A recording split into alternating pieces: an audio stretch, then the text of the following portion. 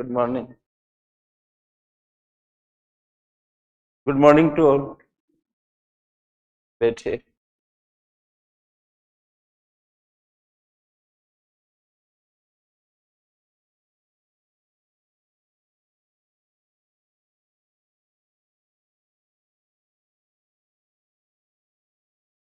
Public finance पढ़ रहे थे हम लोग, है ना।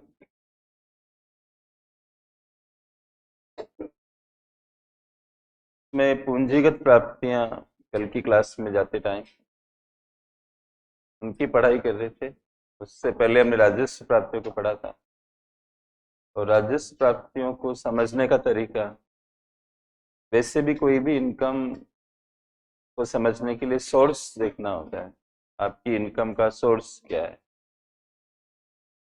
बेसिक के भी बेसिक में जाएं तो इनकम कहाँ से आई।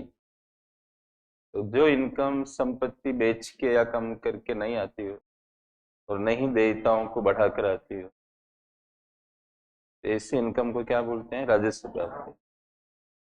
में टैक्स और नॉन टैक्स दो तरह के हैं। टैक्स प्रत्यक्ष या प्रत्यक्ष दोनों प्रकार के करों से जो आय प्राप्त होती है।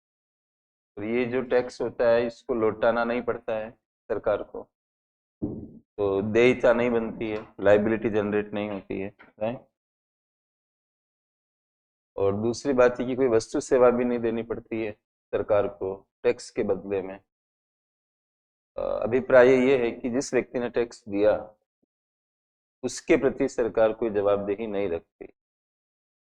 बाकी प्रजातांत्रिक राष्ट्रों में सरकार ओवरऑल जनता के प्रति और उसके सदन के प्रति जवाबदेही रखती है, वो एक अलग बात है। लेकिन मैंने टैक्स ज्यादा दिया इसलिए मेरे को कुछ मिलना चाहिए या हम आपको कुछ देंगे, ऐसी व्यवस्था नहीं। तो कर एक अनिवार्य भुगतान है और एक तरफा है, बदले में कुछ नहीं है। इसलिए सरकार के लिए ये राजस्व प्राप्ति का एक सोर्स बन जाता है। बाकी करों के अलावा भी हैं जिनको आप गैर कर के नाम से संबोधित कर सकते हो। उसमें फीस है। फीस आपकी चॉइस पर है। आप कोई गवर्नमेंट सर्विस लेना चाहते हो तो आप फीस दे दो, नहीं लेना चाहते हो तो कोई ज़रूरत नहीं है। लेकिन ये टैक्स नहीं होने के कारण नॉन टैक्स हो गया और सरकार को इससे भी इनकम आती है जितनी भी आती है। पासपोर्ट वगैरह ये सब के फीस के बारे में एग्जाम्पल देके मैंने आपको बताया था। फाइन जो होता है ये टैक्स नहीं है इसलिए नॉन टैक्स है। और फाइन से भी सरकार के ऊपर कोई लाइबिलिटी नहीं आती है, कोई पब्लिक प्रॉपर्टी बेचने की जरूरत नहीं पड़ती है। तो फाइन भी सरकार के लिए कौन सी इनकम हो गया? राजस्व का। ब्याज है, तो जिसको भी सरकार ने पैसा दे रखा है वो ब्याज देता रहता है, तो ये टैक्स नहीं है इसलिए नॉन टैक्स है। और दूसरा राजस्व प्राप्ति इसलिए है कि सरकार की देयताएं नहीं बढ़ती, इसकी वजह से नई प्रॉपर्टी कम होती। डिविडेंड्स और प्रॉफिट्स जो होते हैं ये भी नॉन टैक्स है क्योंकि ये लाभ और लाभांश है, ये टैक्स नहीं होते हैं तो नॉन टैक्स है। प्लस सरकार भी कहीं ना कहीं इन्वॉल्व रहती है सार्वजनिक उपक्रमों के अंदर, या उनकी जो नियामक संस्थान होते हैं, रेगुलेटरी बॉडीज होते हैं, जैसे कि आरबीआई, सेबी, इरडा वगैरह, ये भी सरकार को कमा के देते हैं। कुछ ना कुछ चीजें ऐसी होती है जिससे इनको इनकम आती है, तो ये इनकम भी सरकार को मिलती है। प्लस जो उपक्रम है नवरत्ना, मिनी रत्ना, महारत्ना, इस तरह के जो उपक्रम है, ये भी रत्न किसको कहते हैं? जो भाई माता पिता उस बच्चे को रत्न बोलते हैं जो कमा के देता है, ये तो हमारे लिए रत्न है। सरकार के लिए रत्न वाले जो उद्योग होते हैं वो सरकार को प्रॉफिट देते हैं, तो सरकार को प्रॉफिट भी मिलता है हमारी गवर्नमेंट को, तो ये नॉन टैक्स में आएगा क्योंकि प्रॉफिट टैक्स नहीं है। बाह्य अनुदान सरकार को मिलते हैं। हम केंद्र सरकार को ध्यान में रखते हुए पढ़ाई कर रहे हैं। छोटी सरकारें केंद्र को अनुदान नहीं देगी, नहीं तो 360 डिग्री आपका राजनीतिक और अन्य सिस्टम चेंज हो जाएगा। जो एक हायरार्की बनी हुई है वो टूट जाएगी कि छोटे वाले ऊपर वाले को मदद कर रहे हैं, तो ये अजीब सा होगा। तो ग्रांट जो है वो यूनियन को मिलेगा बाहर से, इसलिए बाह्य अनुदान लिखा था हम लोगों ने। जैसे नॉन टैक्स के एग्जाम्पल मैंने आपको दिए थे। फिर हम प्रत्यक्ष और अप्रत्यक्ष करों का वो पढ़ रहे थे, वर्गीकरण। प्रत्यक्ष और अप्रत्यक्ष करों का वर्गीकरण इस बात पर निर्भर करता है कि कर का जो भार है, भार भी मैंने आपको बड़े अच्छे से समझाया। ये जो मानसिक कष्ट होता है, भार का मतलब ये है कि आप दे रहे हो तो आपको तकलीफ हो रही है। वैसे भी जगत को हम दो ही बातों से समझते हैं, या तो खुशी के रूप में या गम के रूप में, या तीसरा फैक्टर एक होता है उदासीनता, न तो खुशी न गम, उदासीन रहना। मतलब तो दिखने में वर्ड ऐसा लगता है उदासीन, मतलब उदासीन का मतलब उदास हो रखा है, ऐसा नहीं है। इंग्लिश इसकी होती है इनडिफरेंट, मतलब इनडिफरेंट का मतलब होता है न तो मेरे को इससे मतलब न उससे मतलब, वो शांत भाव से बस चलता रहता है। एक आदमी का घोड़ा गुम हो गया, तो गांव वाले उसके पास गए ये संवेदना व्यक्त करने के कि आपका घोड़ा गुम हो गया, हमें बहुत तकलीफ है क्योंकि आपको नुकसान हो गया। तो उसने कहा कि इसमें संवेदना की क्या जरूरत है, आप सिर्फ ये बोलिए कि घोड़ा गुम हो गया, दुख हो गया ये मत बोलिए। फिर कुछ दिनों बाद वो घोड़ा आया, वापस लौट के 10-20 घोड़े और साथ में ले आया, मतलब उसके दोस्त बन गए थे दूसरे घोड़े। तो गांव वाले आए, बोले बहुत अच्छा लगा, आपके घोड़ा भी आ गया और भी घोड़े आ गए साथ में। तो उसने कहा कि आप ये कहो कि घोड़ा आ गया और बाकी घोड़े भी आ गए हैं, इसमें खुशी और दूसरी बात ही क्या है। तो उनको लगा कि ये सनकी हो गया दिखता है, मतलब इसको दिमाग सही काम नहीं कर रहा है। फिर कुछ दिनों बाद ऐसा हुआ कि उसका बेटा घोड़े पे बैठा हुआ था, वो धड़ाम से नीचे गिर गया, उसके हाथ पे टूट गए। तो वो गांव वाले भी नहीं समझ पा रहे, गांव वाले फिर आए उसके पास, तो बोले आप इतना ही बोलिए कि बेटा नीचे गिर गया और उसके लग गई, इससे आगे मत बोलिए कि अच्छा हुआ कि बुरा। फिर कुछ दिनों बाद एक पड़ोस के राजा ने उस गांव पे हमला करके उसको अपने अंडर में ले लिया। फिर वहां की युवाओं को सेना में भर्ती करने की कोशिश करी, तो उसके बेटे को छोड़ दिया क्योंकि उसकी टांगे टूटी हुई थी, तो वो सेना में जाने से बच गया। तो हम क्या बोले इसमें कि क्या अच्छा और क्या बुरा। वो आदमी सही स्थिति को प्राप्त कर चुका था, इसलिए वो न तो हंसी रहा था न रो ही रहा था। वो तो कह रहा जो हो रहा है वो ठीक हो रहा है, मतलब उसने ये बोला।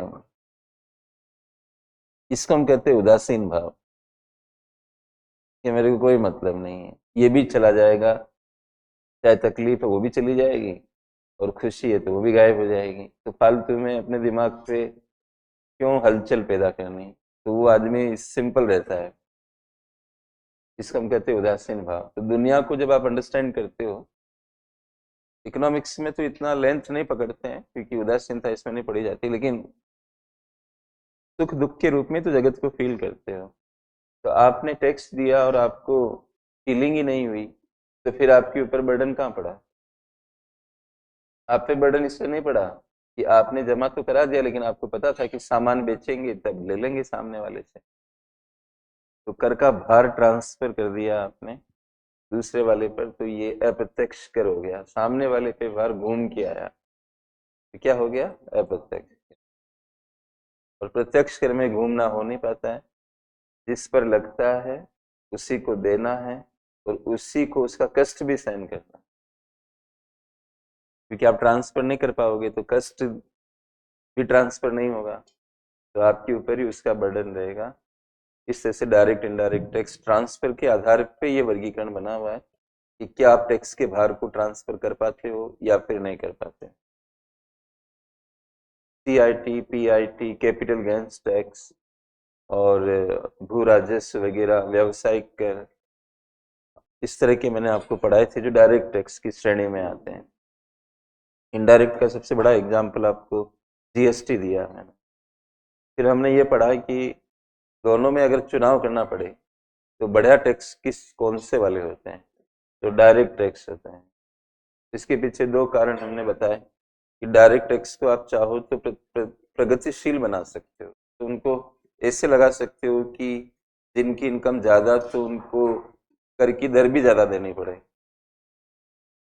इनकम ज्यादा तो कर की दर भी ज्यादा देनी पड़े, और इनकम कम है तो कर की दर कम देनी पड़े, ऐसा डिजाइन आप उनका कर सकते हो। तो हम कहते हैं प्रगतिशीलता कहते हैं। लेकिन क्या कहते हैं, जो वस्तु और सेवा में जो टैक्स लगते हैं ये टैक्स प्रगतिशील नहीं बन पाते हैं। ये नेचर में ही प्रतिगामी होते हैं, क्योंकि ये वस्तु की कीमत का हिस्सा बन जाते हैं। अब वो कीमत जो है वो कॉमन हो जाती है सबके लिए, चाहे कोई भी आदमी हो, मतलब अमीर हो गरीब हो। मान लो एक कोल्ड ड्रिंक है, उस कोल्ड ड्रिंक पे 28% जीएसटी होता है, क्योंकि ये बेकार की ड्रिंक्स होते हैं ना, तो गवर्नमेंट इसको कंट्रोल करने के लिए ज्यादा टैक्स लगाती है। तो एरेटेड ड्रिंक्स कहते हैं, हवा भरी रहती है। सेस वेस भी होता है इनके ऊपर अलग तरह का जीएसटी कंपनसेशन सेस और इस तरह की। लेकिन एक व्यक्ति गरीब बच्चा कह रहा है, मतलब रिक्शा पुलर का लड़का कह रहा है कि पापा मेरे को भी कोल्ड ड्रिंक पीना है। और वेराइटीज तो आपको पता ही है, भारत में वेराइटीज कुछ एक ही है, जैसे कि पेप्सी, लिम्का, कोक वगैरह इस तरह के, माझा और ये सब। तो उन्हीं वेराइटीज में मुकेश अंबानी जी भी चूज करेंगे, और उन्हीं वेराइटीज में हम भी करेंगे, उन्हीं वेराइटीज में रिक्शा पुलर भी करेगा। और वो बोटल्स जो बनी हुई है उनमें जितना भी टैक्स है वो तो सब में कॉमन है। मतलब ये थोड़ी कि एक बोतल में कम है दूसरी में ज्यादा है। एक ही बैच की जो बोतल्स होती है उनमें तो एक ही होगा वैसे भी। तो टैक्स इक्वल हो गया, लेकिन इनकम इक्वल नहीं है। तो इनकम के अनुपात के रूप में उस टैक्स को अगर आप देखोगे तो ज्यादा हो जाएगा उस आदमी के लिए जिसकी इनकम कम है।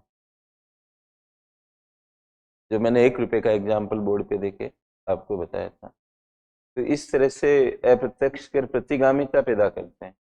भारत में जीएसटी का सबसे बड़ा रोल हो गया है टैक्स कलेक्शन में। तो ये बहुत अच्छी बात मान सकते हो कि भाई सरकार को टैक्स मिल रहा है, लेकिन इससे देश में प्रतिगामिता भी पैदा हो रही है, क्योंकि जीएसटी कितना भी बढ़िया टैक्स हो लेकिन है तो इनडायरेक्ट, और फिर वो लोगों के ऊपर कमाए वाले लोगों पर ज्यादा भार डाल रहा है। जैसा कि गणित मैंने आपको बताई, तो ज्यादा इनकम वालों पे प्रोपोर्शन के रूप में एक रिसर्च आया था एक किताब में, क्या तो नाम था उस किताब का, मतलब एक रिपोर्ट थी, the survival of the richest करके, सर्वाइवल ऑफ द रिचेस्ट। उसमें कहा है कि जो बॉटम 50 या 60% एक ब्रैकेट बताया था उन्होंने, वो टॉप लोगों से 6 गुना ज्यादा टैक्स देते हैं। नीचे वाले लोग 6 गुना ज्यादा टैक्स देते हैं इनकम के अनुपात के रूप में। वो रिपोर्ट को आप कभी नहीं समझ सकते अगर ये बात जो मैंने समझाई या ये मैं नहीं समझाता, ऐसे लेखन में आगे निकल जाते हैं। तो आपको क्लिक ही नहीं करता कि नीचे वाले लोग ऊपर वालों की तुलना में ज्यादा टैक्स कैसे पे करते हैं। उसने एक बात का और खंडन किया उस रिपोर्ट ने, कि भारत में टैक्स पेयर उसको कहा जाता है जो इनकम टैक्स देता है। ये गलत धारणा है।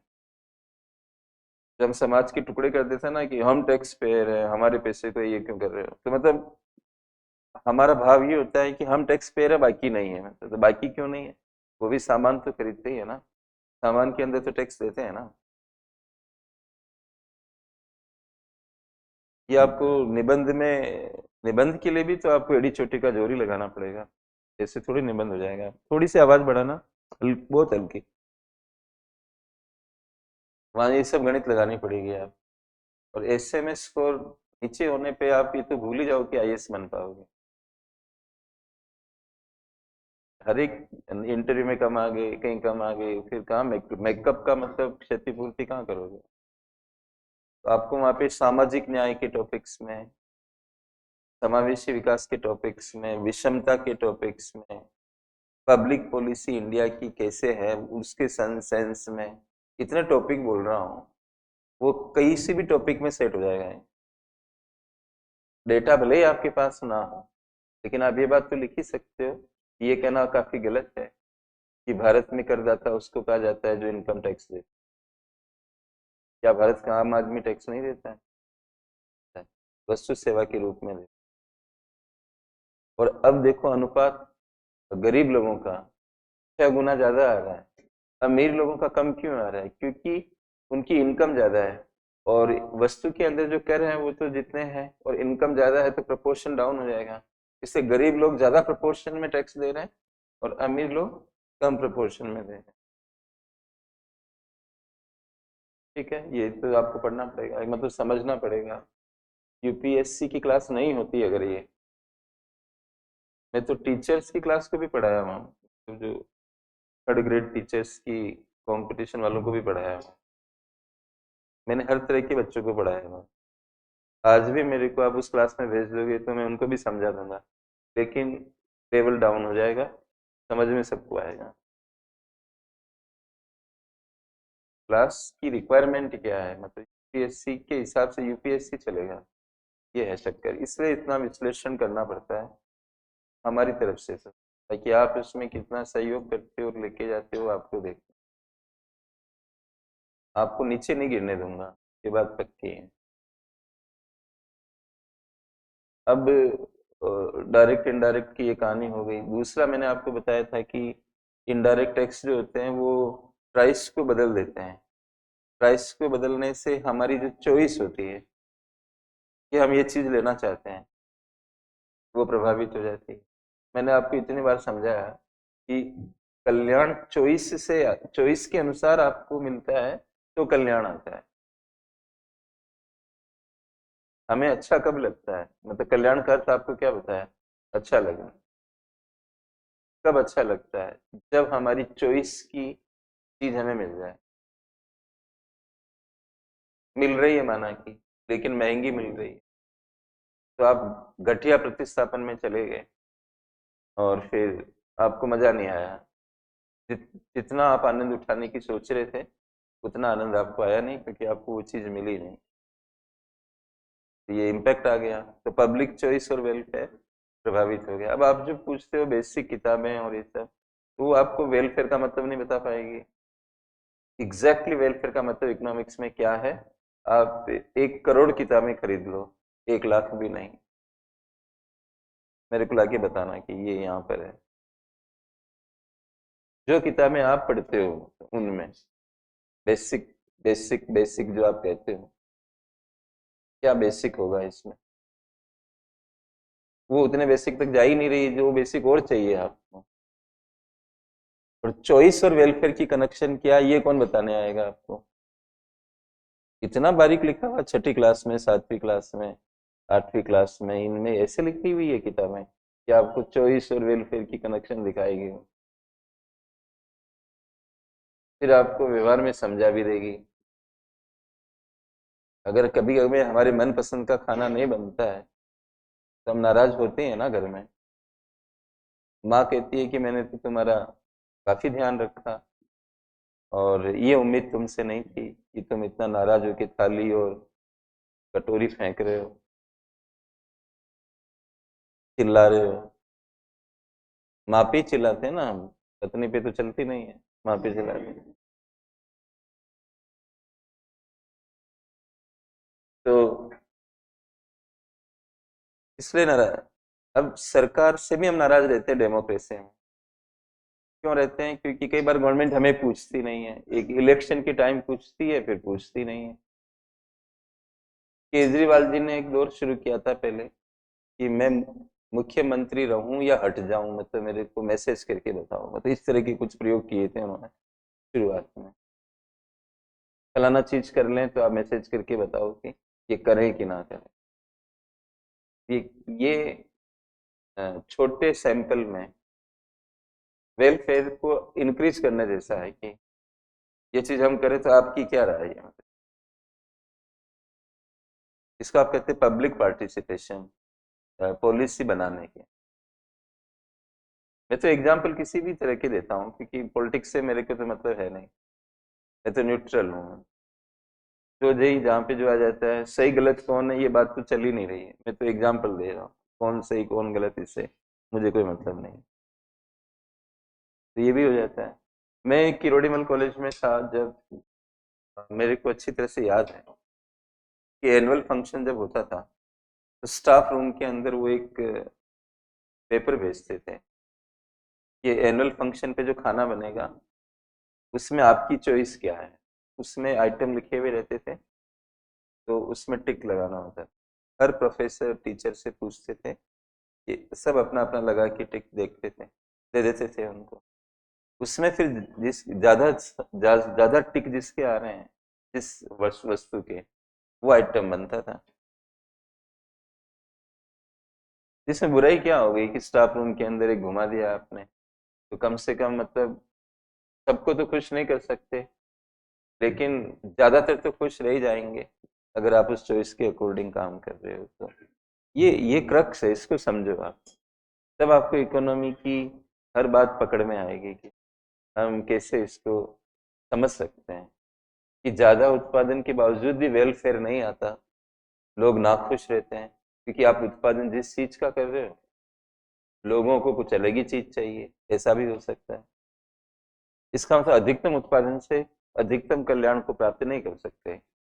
ये सेटिंग बनाने का सबसे बेस्ट जो मशीन है वो मार्केट है। बाजार में ऐसा होता है कि आपकी चॉइस के अकॉर्डिंग वो, हमारे यहाँ मिश्रित अर्थव्यवस्था है ना, मिश्रित है, बहुत सारी जगह गवर्नमेंट है, बहुत सारी जगह मार्केट है। तो गवर्नमेंट सेक्टर को हम इतना पसंद क्यों नहीं करते? क्योंकि वो अपने अकड़ में रहता है, अपने ढंग से चलता है, आपको पसंद नापसंद से उसको कोई लेना देना नहीं है। रेल जा रही है तो जैसी जा रही है वैसी जा रही है, आपकी पसंद से रेल को कोई मतलब नहीं है, भारतीय रेल को कोई खास मतलब नहीं। तो जहां जहां मार्केट नहीं है वहां वहां पर ये प्रॉब्लम है। लेकिन क्या हम सब जगह मार्केट ला सकते हैं? ये भी नहीं कर सकते, क्योंकि पीवी नरसिम्हा राव सर ने एक जगह लिखा था कि market can bring equilibrium between supply and demand backed by purchasing power, but not between supply and need। उन्होंने कहा कि बाजार आवश्यकता और आपूर्ति में संतुलन नहीं लाते हैं, बाजार मांग और आपूर्ति में संतुलन लाते हैं। और वह मांग जो क्रय शक्ति द्वारा समर्थित है, मतलब बैक्ड का मतलब क्या होता है, मतलब बैक करना यानी सपोर्ट करना। बाजार में मांग जो होती है वो उन्हीं लोगों की मानी जाती है जिनके पास क्रय शक्ति होती है। तो बाजार उसके लिए काम करेगा जो क्रय शक्ति वाली मांग कर रहा है। बाजार आवश्यकता और आपूर्ति में संतुलन नहीं लाएगा। आवश्यकता मेरे को है लेकिन मेरे पास पैसे नहीं है, तो बाजार सप्लाई नहीं करेगा आपको। ये समस्या है, और हमारे भारत के अंदर कई लोग गरीब हैं और उनके लिए हमें काम करना पड़ेगा। इसलिए हमें ये मिक्स्ड मॉडल चलाना पड़ेगा जहाँ सरकार भी काम करेगी। सिंपल सा फंडा ये है। प्योर मार्केट सिस्टम को, दो बूंद जिंदगी की पोलियो वैक्सीनेशन, तो आप मार्केट ले आओगे इसमें, तो लोग कई सारे नहीं वो वैक्सीनेशन नहीं लेंगे, तो उनके मतलब बच्चे दिव्यांग हो जाएंगे, पोलियो हो जाएगा उनको। फिर पोलियो फैलता भी है तो फिर और समस्या खड़ी हो जाएगी। तो सरकार को आना पड़ेगा, किसानों के लिए सरकार को आना पड़ेगा, मानव विकास के लिए सरकार को आना पड़ेगा, वर्ल्ड क्लास इंफ्रास्ट्रक्चर के लिए सरकार को आना पड़ेगा। कौन काम करेगा? पहाड़ पे सड़क कौन बनाएगा? वो तो प्राइवेट कंपनी तो बनाने से रही, क्योंकि पहाड़ के ऊपर इतना ट्रैफिक चलता नहीं है, टोल कलेक्ट होगा नहीं। अंडरस्टैंड करो आप, मतलब पढ़ तो रहे ही हो खेत, लेकिन अंडरस्टैंडिंग भी लेके आओ। इस तरह की बातें थी। डायरेक्ट इनडायरेक्ट टैक्सेस में जो फर्क था वो मैंने आपको बता दिया। और बाकी ये है कि इनडायरेक्ट टैक्स भी अच्छे होते हैं अगर आप उनको जगह सही हो उसकी, इन गुड्स पे लगाओ, डेमेरिट गुड्स पे लगाओ, घरेलू उद्योगों को प्रोटेक्ट करना हो तब इनका इस्तेमाल करो। जिनको समाज अनुचित मान रहा है उनके ऊपर टैक्स लगा दो तो वो कम यूज होगा। डेमेरिट वस्तुएं दूसरों पर नकारात्मक असर डालती है, जिसको इंग्लिश में कहा था मैंने नेगेटिव एक्सटर्नैलिटी। फिर यूपीएससी घुमा के आपको कमर तोड़ देगी, वो आपको पूछेगी नेगेटिव एक्सटर्नैलिटी का मतलब क्या होता है, तो फिर हवा में घूमिए। फिर आप ये देखिए कि पंखा किस स्पीड से चल रहा है, क्योंकि पेपर तो आ नहीं रहा है। सर क्या मैं शीर्षासन कर सकता हूँ? क्यों करना चाह रहे हो? कि मेरे को याद आ जाए। याद आ जाएगा क्या इससे कि हाँ संभावना लग रही है, तो साइड में कर लो शीर्षासन। उसके बाद भी सवाल सोल्व नहीं हुआ, क्योंकि पढ़ा तो है ही नहीं क्लास में आके, कि खाली टाइम ही निकाल रहे थे और ऐसा समझ रहे थे कि सर तो ऐसे बता रहे हैं। ऐसे कैसे बता रहे हैं, मतलब सारी चीजें सेटिंग में चल रही है, आप कह रहे हो ऐसे बता रहे हैं। इसको अभी क्लास नहीं समझ रहे हैं कई बच्चे। अभी जो मैं बोल रहा हूँ ना, इसको क्लास नहीं समझ रहे हैं। उनको ऐसा लग रहा है कि ऐसे ही चल रहा है अभी। अभी मतलब लिखाएंगे जब क्लास चालू होगी, तो ऐसे समझ रहे हैं इसको, क्योंकि ऐसा है नहीं। खैर, तो पूंजीगत प्राप्ति हम लोग पढ़ रहे थे, उसमें चार मैंने आपको लिखा है ऐसे, और उसमें नोट्स था एक एनडीसीआर को लेके। ये सब नोट्स तो हो ही गए ना। अब अगला हेडिंग लगा हुआ।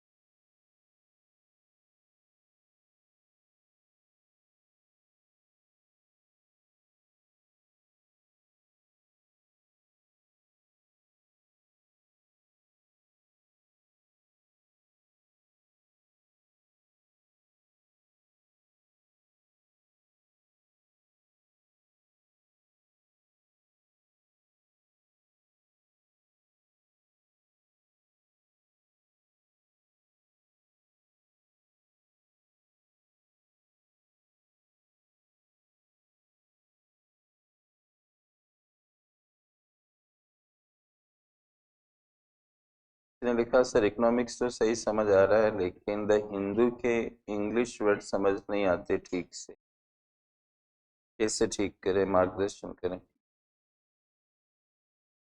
बताता हूँ आपको, ये लिख लिया। ठीक। उसके बाद अगला हेडिंग लगा दो, जैसे ये लगा हुआ है ऐसे ये लिखो, 1 2 मत लिखना।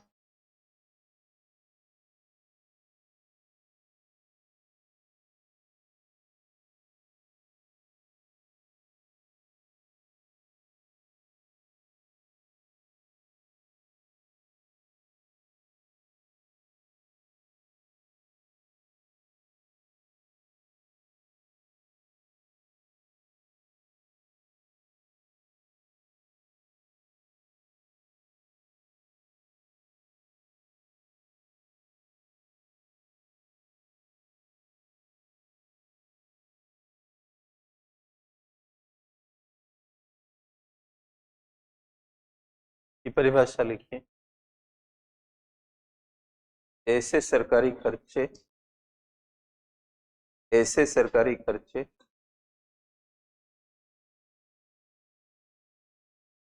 ऐसे सरकारी खर्चे जिनसे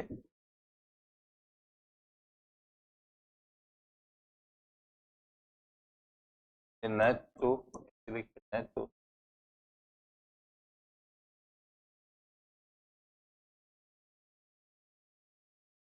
पब्लिक एसेट्स, हिंदी तो आपके पास है ही इसकी, न तो पब्लिक एसेट्स का निर्माण होता है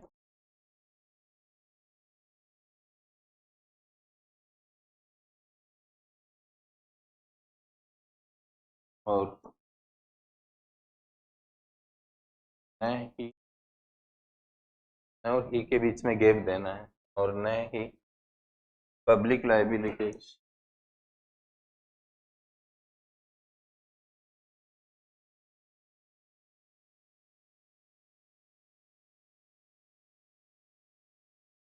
में कमी आती है।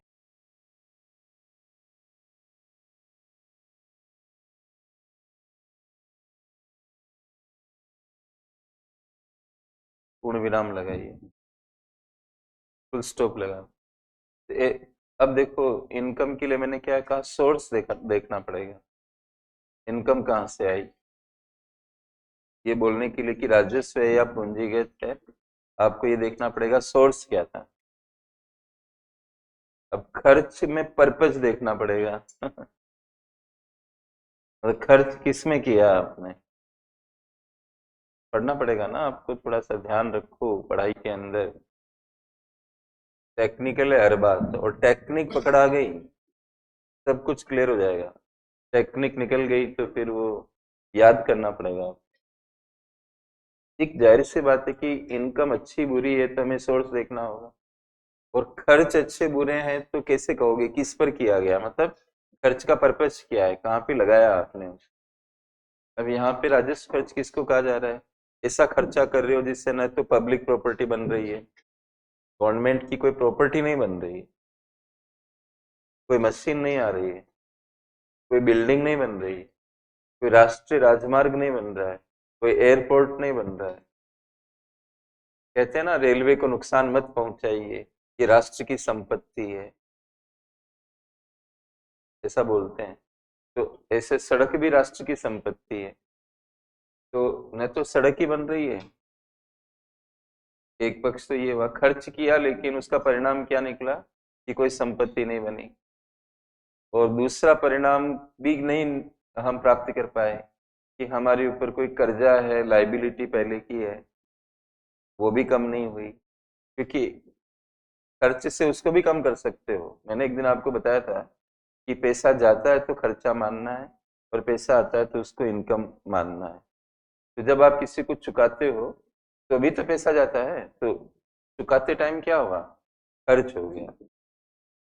जैसे मेरे को 5 लाख रुपए मिले, मैं घर गया, और जिसने मेरे को दिए उसने मेरे घर पे फोन कर दिया कि हमने 5 लाख रुपए सर को दे दिए हैं। मैंने घर ले जाके 2 लाख ही पकड़ाए, तो घर में पूछा मेरे से कि बाकी 3 कहाँ चले गए, कि मैं हमारा कर्जा था तो रास्ते में उनका घर पड़ता है, मैं 3 लाख रुपए वहां दे आया, तो ये 2 बचे हैं। तो जाने में शामिल किया ना 3 लाख जो वहां पे दिए। तो आप पैसा दे रहे हो तो खर्चा है, पैसा मिल रहा है तो इनकम, ये गणित चलानी है आप। तो जब आप कर्जा उतारते हो तो भी तो पैसा देते हो, तो वो पैसा देना खर्चा है। तो ये खर्चा ऐसा हो रहा है कि कर्जा भी नहीं उतर रहा है और प्रॉपर्टी भी नहीं आ रही, ऐसे खर्चे भी होते हैं। अगर हम अपने व्यक्तिगत जीवन के हिसाब से चलें, मान लो आप कोई रिक्शे में बैठ के इस यहाँ पे आए, माना कि रिक्शे में, बस में, या ऑटो में, कार में, जिसमें भी आए आप यहाँ, तो जो भी खर्चा हुआ तो उससे क्या आपकी संपत्ति बनी है, वो खर्च करने से कौन सा प्रॉपर्टी बन गया। और अगर आपने किसी से, दोस्त वगैरह से उधार ले रखा है तो क्या उनका चुकता हो गया, खर्च तो फिर भी होगा। क्लास के बाद में अगर आप चाय पीते हो या कोई ब्रेकफास्ट वाला कुछ करते हो तो पैसा जाएगा आपका, तो क्या इससे आपकी प्रॉपर्टी बनेगी? क्या आपके दोस्त का से लिया गया पैसा उतर जाएगा इससे? तो नहीं होगा ऐसा, वो वहीं का वहीं रहेगा। तो खर्च फिर भी हो रहा है। आप रूम का रेंट देते हो तो क्या आपका संपत्ति बनती है रेंट देने से? कोई भी प्रॉपर्टी बन रही है क्या? मतलब रेंट उतना दे दोगे जितना मकान का रेट है तो कब्जा कर लोगे मकान पे कि भाई अब तो हमारा ही हो गया है क्योंकि हम इंस्टॉलमेंट में दे रहे थे। और जो जिससे भी उधार लिया वो भी नहीं चुकता होगा। न तो आप पे कर्जा ही कम होने वाला रेंट देने से, और न ही आपकी प्रॉपर्टी बनने वाली है रेंट देने से। इसलिए अच्छी महिलाएं कभी कभी अपने पति को समझाती है कि कैसे भी जुगाड़ लगा के मकान ले लो बस। ये हर महीने जो आप रेंट देते हो, ये इससे क्या फायदा है? आप कोई न कोई प्रॉपर्टी छोटा ही मकान ले लो, पास में मतलब दूर ले लो। लेकिन ये रेंट देने से फायदा क्या मिल रहा है? जिंदगी भर रेंट ही देते रहेंगे फिर। तो एक घर बना लो, ऐसे होता है। वो महिला भी इकोनॉमिक्स नहीं पढ़ी हुई है भाई, लेकिन फिर भी वो इकोनॉमिक्स की बात कर रही है। शब्द नहीं है उनके पास, विचार तो है। गूंगे होते हैं तो उनके पास शब्द नहीं होते हैं, विचार तो है। फिर इशारों से समझाते हैं। तो इशारे भी भाषा तो होती है ना एक तरह की, जहाँ संवाद हो जाए वही भाषा है। पशु पक्षी क्या बोलते हैं, वो उस तरह से नहीं बोलते जैसे हम बोलते हैं, लेकिन वो फिर भी सब समझा देते हैं एक दूसरे को। और कुछ कुछ ऐसे लोग भी हैं जिनको ये पक्षियों की आवाज समझ में आती है, वो क्या कह रहे हैं। उनकी अपनी लैंग्वेज है, सबकी अपनी अपनी है। तो बात यहाँ पर सिर्फ ये है कि इकोनॉमिक्स एक विचार वाला विषय है। आपके साथ समस्या क्या है कि आप एग्जाम दे रहे हो तो आपको स्टैंडर्ड वर्ड चाहिए, ये चक्कर पड़ रहा है। तो यहाँ पर कुछ खर्चे ऐसे हैं जिनसे न तो संपत्ति बनती है न देयताएं कम होती है। सरकारी स्तर पे उनको क्या कहा जाता है, राजस्व खर्च। एग्जाम्पल आपको देते हैं, फिर समझाएंगे। और तो इसके नीचे आप एग्जाम्पल से ऐसे लिख लो,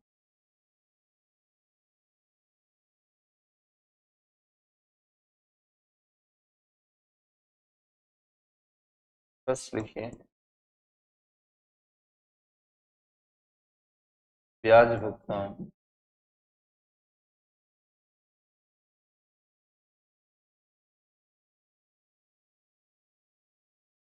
इंग्लिश भी लिख लेना, इंटरेस्ट पेमेंट।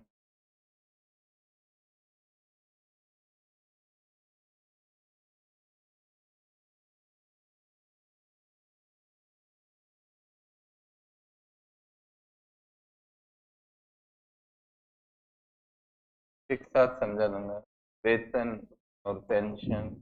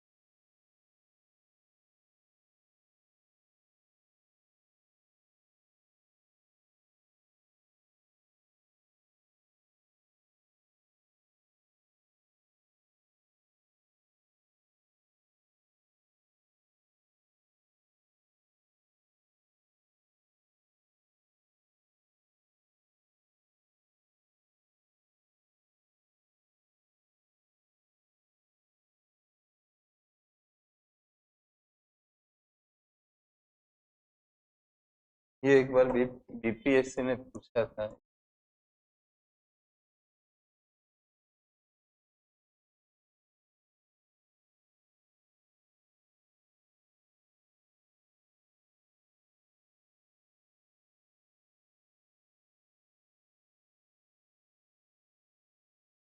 तो ब्याज अलग चीज होती है, मूलधन अलग होता है। तो आपने 10% के ब्याज पे पैसा लिया, 100 रुपए, तो 100 रुपए मूलधन है। कर्जा 100 रुपए, कर्ज इसमें कौन है? 100 रुपए है ना कर्ज, या ब्याज को भी कर्जा कहते हो आप? तो यहाँ से क्लियर हो जाता है कि ब्याज देने से कर्जा कम नहीं होता। और वो जो एक, मेरे को क्या पता, मैं बीपीएससी के पेपर थोड़ी देखता हूँ, लेकिन एक छात्र ऐसे आपकी तरह पढ़ता था, वो बिहार का एग्जाम देने गया होगा कभी, पहले, बहुत पहले की बात है। उसने वहां से भेजा एक सवाल मेरे को, सर ये क्या होगा? तो मैंने उत्तर में लिखा कि मेरे क्लास नोट्स देखिए। फिर वो दिल्ली में आया तो बोले सर हमारा गलत हो गया। मैंने कहा तुम्हें दिल्ली में पढ़ाई करने का फायदा क्या मिला, ये बताओ मुझे। बिहार में ज्यादा ठीक थे। यहाँ पढ़ के भी आप, मतलब अगर हम कहीं जा रहे हैं, मान लो हज जा रहे हैं, तो फिर हम हाजी हो गए, मतलब हज करने से, तो तुम्हारे मन में पवित्रता आनी चाहिए, वरना हज करने का बेनिफिट क्या मिला? बनारस चले गए तो फिर आपको, और कुंभ में नहाने चले गए तो नहाने के बाद लोगों में नहाने की होड़ लगी हुई है बस। ऐसा लग रहा है कि सारे पाप जो है वहीं जाके धुलेंगे, मतलब पूरे इंडिया में यही चल रहा है। ये नहीं सोच रहा कोई आदमी, मतलब देखो आप इंडिया में कैसे हो रहा है, वो आदमी अपने आप को साफ करने की नहीं सोच रहा कोई इंसान। आज आप मतलब खुद को पवित्र करें, ऐसा इसमें होड़ क्यों नहीं मच रही है? नहाने की मच रही है, क्योंकि उनको लग रहा है कि ये डील बुरा नहीं है, एक डुबकी मारेंगे और हो जाएगा हमारा। हो जाएगा बिल्कुल, इस बात में कोई दो राय नहीं है, तो जल की पवित्रता है 1000%, लेकिन आप उसके हिसाब से बनो ना। जैसे आप नवरात्रि में अगर पूजा कर रहे हो तो अपने आप को प्योर करो पूजा करने से पहले, कोई भी अनुष्ठान करने से पहले, कि आपने क्या अन्न को छोड़ दिया है, क्या आपने गलत विचारों को छोड़ दिया है। एक 5 दिन पहले से ही अभ्यास करो उस चीज का, फिर उस चीज में जाओ। हाल ही में तो ऐसे करने से क्या होगा? तो कहने का मतलब यही है कि आप यहाँ आ गए दिल्ली, तो इससे फायदा क्या मिला? आप हार्वर्ड जाके भी अगर हार्वर्ड जैसे नहीं बन पाए, तो इससे बेहतर होता है कि आप घर में ही रहते। इतना माँ बाप की मूल्यवान, मेरे को बहुत प्रॉब्लम हो जाती, पता नहीं क्यों वो बच्चे गलत करते हैं, मेरे को प्रॉब्लम होती है। ऐसे 2016 की पीटी में एक सवाल आया था कि एक करेंसी होती है आईएमएफ की, उसको एसडीआर कहते हैं, वो मैं पढ़ाऊंगा आपको। उसमें चाइनीज करेंसी जुड़ गई थी, मतलब चाइनीज करेंसी को रेनमिन भी कहते हैं, मैंने पढ़ाया था क्लास में, अपडेट आदत है मेरी अपडेट कराने की। अब एक बच्चा वहां रूबल को टिक लगाया, फिर मेरे पास मिलने आया ऑफिस में कि सर हमसे तो लग रहा है कि गलती हो गई। क्या? कि ये आया था सवाल जो आपने पढ़ाया था, लेकिन मैं तो रूबल को टिक लगा दिया। मैंने कहा भाई साफ साफ नोट्स में लिखा हुआ है, फिर भी रूबल को क्यों करके आगे? रूबल नहीं जानते हो क्या तुम? तो रशियन करेंसी है ना, तुम रशिया तो कभी, बहुत मुश्किल है उसका अपना इसमें। और नोट्स में लिखा रखा, हर चीज बता रखी है। 15 में संशोधन किया, लागू 16 से हुआ, और उसमें चाइनीज करेंसी थर्ड रैंक, सब तो लिखा रखा, वो थर्ड रैंक पे आ गई सीधे, के बावजूद भी वो लड़का गलत करके आया। और वो जिम ज्वाइन कर रखा था उसने, वो जिम में आता जाता था। तो मैंने कहा कि एक ही काम करो, या तो आप जिम ही करो फिर, क्योंकि दो काम नहीं हो पाएंगे, पढ़ाई करो या फिर जिम करो। तो ऐसे आता था सवाल भी छोड़ आए, मतलब गलत कर आए, छोड़ा ही नहीं, मतलब उसको गलत भी किया। तो ये जो बिहार के सज्जन थे, यहाँ दिल्ली में आके मेरे को कह रहे थे कि सर मैं तो इसको टिक ही नहीं किया, राजस्व खर्च का कोई सवाल आया था। मैंने कहा भाई तुम क्यों नहीं टिक किए? कि मुझे ऐसा लगा कि ब्याज भी लाइबिलिटी होता है, तो ब्याज देंगे तो लाइबिलिटी उतर जाएगी, तो ये पूंजीगत खर्चा है, राजस्व नहीं। मैंने कहा भाई ब्याज लाइबिलिटी नहीं होता, मूलधन होता है। 100 रुपए किसी से उधार लिए तो कर्जा 100 रुपए है। 10% पे लिए तो 10% को कर्जा क्यों बोल रहे हो? अब अगर आप उसको नहीं दोगे तब लाइबिलिटी बनेगा ना। जैसे अगले साल आपने पेमेंट नहीं करी तो उसने मूलधन में जोड़ दिया उसे, जिसको आप कहते हो चक्रवृद्धि ब्याज। मैंने कहा वहां पे चक्रवृद्धि ब्याज था क्या? बोले नहीं, ये था ब्याज भुगतान। तो मैंने कहा भाई ये राजस्व खर्चा है यार, आते हुए सवाल को गलत किया है। तो आप ध्यान रखना। उसके बाद मैं समझा कि इसके दिमाग की प्रॉब्लम समझा मैं। उसके बाद फिर ऐसे पढ़ाने लगा। उस लड़के का योगदान है जो मैं ऐसे बता रहा हूँ आपको। मैंने कहा ये लड़का कंफ्यूज जिस लेवल पे हुआ वो कंफ्यूजन आगे की क्लासेज में दूर करना है। तब मुझे उस दिन समझ में आया कि कुछ बच्चे ब्याज को भी लाइबिलिटी समझ रहे हैं, तो मैंने उसके बाद से क्लियर करना शुरू कर दिया कि मूलधन अलग चीज है, ब्याज अलग चीज है। ब्याज चुकाओगे, कई लोगों की पूरी जिंदगी निकल जाती है ब्याज चुकाने में, कर्जा वहीं रह जाता है। अगर ब्याज से कर्जा चुक जाता तो फिर बात ही क्या होती। ये तो वैसे हो गया कि आपने रेंट दिया, घर पे कब्जा कर लिया, और मूलधन पे ब्याज दिया, बोले अब चुक गया आपका, ब्याज में हो गया हिसाब क्लियर। तो अब आप गलती नहीं करोगे ना। ठीक है, तो ब्याज भुगतान क्या माना जाता है? राजस्व खर्चा। और हमारी सरकार नंबर 1 खर्चा इसी पे कर रही है। इतना कर्जा हो चुका है हमारे भारत के ऊपर। आपको बजट दूंगा मैं, उससे आपको विश्वास हो जाएगा। जो ये जितने खर्चे दिख रहे हैं ना, तो मैं टॉप पे चल रहा है। दूसरा वेतन और पेंशन, इस पे आते हैं। वेतन देने से लाइबिलिटी खत्म नहीं होती और नई प्रॉपर्टी बनती है। और वेतन को लाइबिलिटी समझना भी मत। एक तरह से सर लाइबिलिटी है, ऐसे नहीं चलता है। ये अरेंजमेंट है कि हमें महीने में मिलेगा। दूध का हिसाब कब करते हो? जब आपके घर पे कोई दूध वाला आता है तो आप कहते हो ना भी चलो महीने में कर लेंगे, महीना खत्म हो जाएगा फिर कर लेंगे। सिस्टम तो यही बना हुआ है। अब दूध वाला बाहर जाके कहे कि मैंने इनको कर्जा दे रखा है। कर्जा दे रखा है, किस हिसाब से दे रखा है? ये तो हम एक साथ हिसाब करें भाई, एडवांस ले लो अगर आपको ऐसा लग रहा है तो सैलरी भी ऐसे ही होती है, कर्जा नहीं होती है वो। सिस्टम है कि एक टाइम स्पेंड होने के बाद आपको मिलेगा। हाँ, अगर आप सैलरी को डिले कर देते हो, नहीं देते हो, तब वो लाइबिलिटी बनेगी। 1 महीने की सैलरी नहीं मिली आपको, तब है ना। अच्छा, दूसरी बात ये है कि सैलरी कर्ज थोड़ी है कि भाई आप मेरे को लास्ट में देना, आपके ऊपर कर्जा है। ये भाषा थोड़ी होती है, ये कोई कॉन्ट्रैक्ट थोड़ी होता है। तो जो जैसा वर्ड है वैसे ही समझना है ना उसको। तो वेतन अगर आप किसी को देते हो तो ये लाइबिलिटी कम नहीं करता है। लाइबिलिटी तो उधार लेते हैं उसको कहते हैं। और जो आप किसी का पैसा जमा करते हो, दो बातें आती है लाइबिलिटी में। किसी से उधार लिया हो या किसी का पैसा आपने रखा हो। क्या आपने उससे उधार लिया जो दे रहे हो, तो सर्विस के बदले पेमेंट है ना। तो वेतन राजस्व खर्चा माना जाता है। और पेंशन, किसी को आप पेंशन दे रहे हो तो आपकी क्या प्रॉपर्टी बन रही है? पेंशन देने से सरकार पेंशन देती है, उससे क्या प्रॉपर्टी बनती है? क्या सरकार का कर्जा पेंशन से कम हो जाता है? नहीं, वो तो आपको सोशल सिक्योरिटी के हिसाब से पेंशन दे रही है। सरकार जो पेंशन देती है तो वो आपकी सिक्योरिटी के लिए है, नहीं कि मतलब आपने कोई उधार दे रखा था जिसके बदले में सरकार आपको पेंशन दे रही।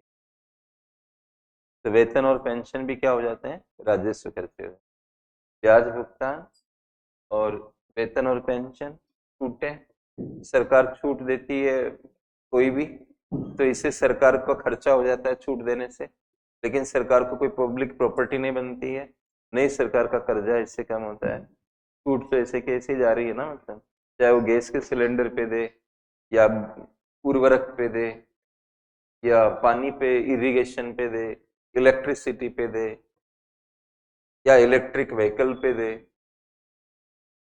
वो तो प्योरली सरकार की जेब से चला जाता है। राइट। तो ये खर्चा कौन सा होगा? राजस्व खर्च।